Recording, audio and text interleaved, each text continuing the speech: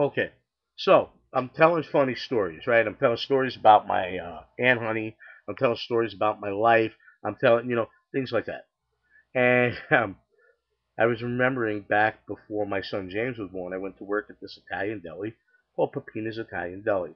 Now, if you were raised in New York City and you're Italian, you know that there are certain things that are said and pronounced different ways. Like out here on the West Coast, it's manicotti. On the East Coast, and if you're Italian, it's marigot. Uh, if you're here on the West Coast, it's genuine salami. If you're on the East Coast, it's Genoa salami. Just stupid stuff like that. You know, Ganoles are not ganoles; they're cannolis here.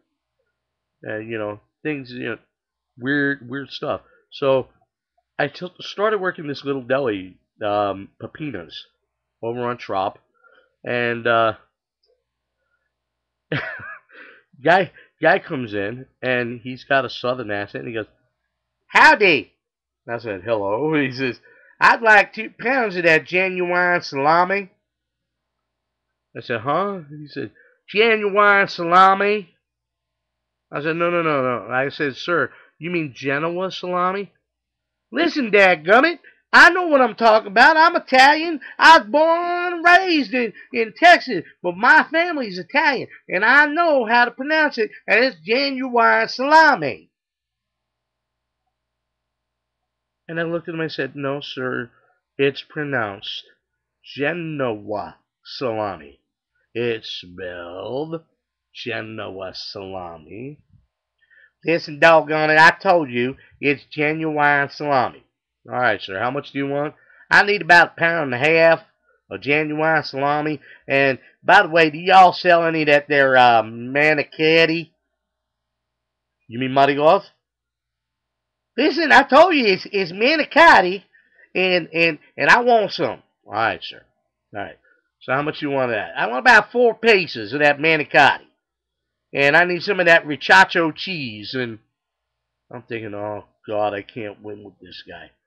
So I get him what he needs, And I go back to doing what I'm doing. I'm working on a slicer. And I'd been there and I said to my wife, something you never say. I have never done this. Because ultimately, the second you do it, Murphy's Law, you say you have never done it, it'll happen. I'm using the slicer, and this was when I first started cooking. I wasn't all that great, you know. Guy says, "Listen, I need you to go and slice some meat." And I'm like, I told Kathy, my wife, I said, "I haven't cut my finger one time since I've been there. I'm doing so good, man. I can use that tomato slicer. I could use the slicing machine. I could do this. I could do that. Man, I'm just good with this stuff, right?" And she looked at me and said, "Don't ever say never." She jinxed me. The second she said that, I went to work that day.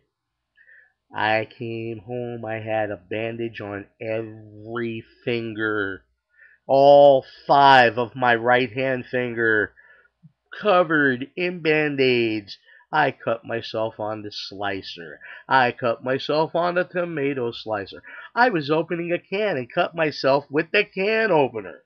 Okay? I'm talking like everything I touched, I was pulling out a piece of scotch tape and cut my pinky.